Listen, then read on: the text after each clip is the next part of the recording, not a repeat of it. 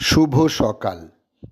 আজ 5ই পৌষ 1432, ইংরাজির 21শে ডিসেম্বর 2025।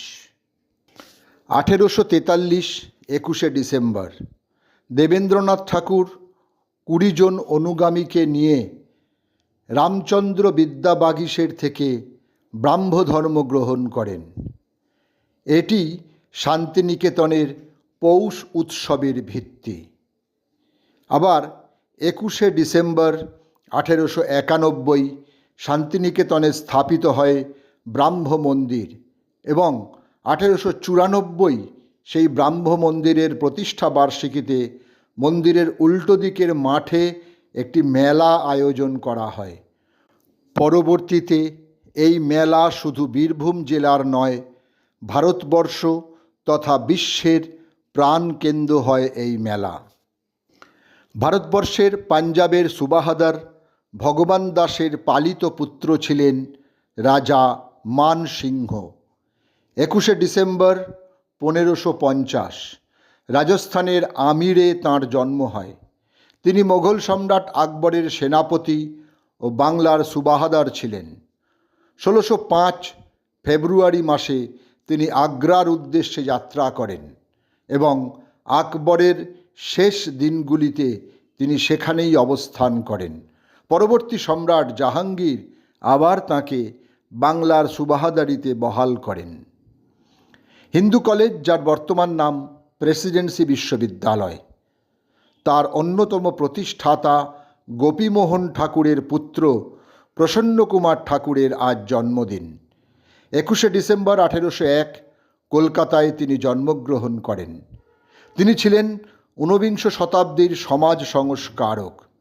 রক্ষণশীল সংস্থা গৌড়ীয় সমাজের তিনি প্রতিষ্ঠাতা সম্পাদক। তা সত্ত্বেও তিনি রামমোহন রায়ের সতীদাহ প্রথা বিলোপ আন্দোলনে অংশগ্রহণ করেন। 21শে ডিসেম্বর 1827 হুগলির বাকুলিয়ায় জন্মগ্রহণ করেন কবি, সাহিত্যিক, সাংবাদিক ও প্রবন্ধকার রঙ্গলাল বন্দ্যোপাধ্যায়। তাঁর মৃত্যুর পর পদ্মিনী উপন্যাসের অংশ অগ্নিযুগের বিপ্লবীদের কাছে শ্রেষ্ঠ লাইন হয়, স্বাধীনতাহীনতায় কে বাঁচিতে চায়, দাসত্ব শৃঙ্খল বলো কে পড়িবে পায়। 1854 21শে ডিসেম্বর সিলেট জেলার তেঘরিয়া গ্রামে জন্মগ্রহণ করেন বাংলাদেশের মরমী কবি ও বাউল শিল্পী হাসান রাজা। অধিকাংশ বিশেষজ্ঞের মতে লালন শাহের প্রধান পথিকৃৎ ছিলেন তিনি। দর্শন চেতনার নিরিখে লালনের পর যে বৈশিষ্ট্যপূর্ণ নামটি আসে সেটি হল হাসান রাজা। আজ 21শে ডিসেম্বর সঙ্গীতশিল্পী প্রতিমা বন্দ্যোপাধ্যায়ের জন্মদিন। সময়টা 1934। বাংলা গানের স্বর্ণযুগের মধুকণ্ঠী শিল্পী ছিলেন তিনি। হেমন্ত মুখোপাধ্যায় ছিলেন তাঁর গুণগ্রাহী। তিনি বলেছিলেন, সে বাঁশরি কণ্ঠী, তাই সা থেকে সা তার চাইতে সুরে আর কেউ গাইতে পারে না। 21শে ডিসেম্বর 1914 ইহলোক ত্যাগ করেন ঊনবিংশ শতকের বাংলা আখ্যান কাব্য রচয়িতাদের অন্যতম কবি নবীনচন্দ্র দাশ। তাঁর বিশিষ্ট কাব্যগ্রন্থগুলি হল পিশাচোদ্ধার, অযোগ্য বিবাহ, কালিদাসের বিদ্যালাভ, আকাশ কুসুম, রঙ্গলাল বন্দ্যোপাধ্যায় ইত্যাদি। 21শে ডিসেম্বর 2012 মাত্র 53 বছর বয়সে ক্যান্সার কেড়ে নিল বাংলার বিশিষ্ট পরিচালক যিশু দাশগুপ্তকে। চিত্রগ্রাহক হিসেবে কর্মজীবন শুরু করে ধারাবাহিক প্রযোজনা ও পরিচালনা করেছিলেন তিনি।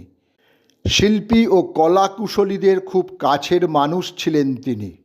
খানিকটা ভুল বলা হলো, বলা উচিত ছিল প্রকৃতই মানুষ ছিলেন তিনি। তিনি ছিলেন অজাতশত্রু।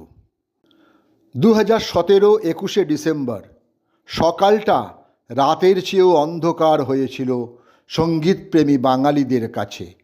কিংবদন্তি শিল্পী জটিলেশ্বর মুখোপাধ্যায়ের মৃত্যুতে বাংলা সঙ্গীত জগতে তৈরি হয় একরাশ শূন্যতা। তাঁর সৃষ্টি আজও অমর। 21শে ডিসেম্বর 2021 90 বছর বয়সে কলকাতায় শেষ নিঃশ্বাস ত্যাগ করেন কবি শরৎকুমার মুখোপাধ্যায়। 20 শতকের 5এর দশকের কাব্য আন্দোলনে সুনীল শক্তি সন্দীপন জুটির অন্যতম ছিলেন তিনি। তাঁরা ছিলেন মধ্যরাতের কলকাতা শাসন করা যুবক। তাঁর লিখিত গ্রন্থগুলি হল সোনার হরিণ, মৌরির বাগান, সহবাস, রেলকামরার যাত্রীরা, ন্যাসপাতির গন্ধ ইত্যাদি।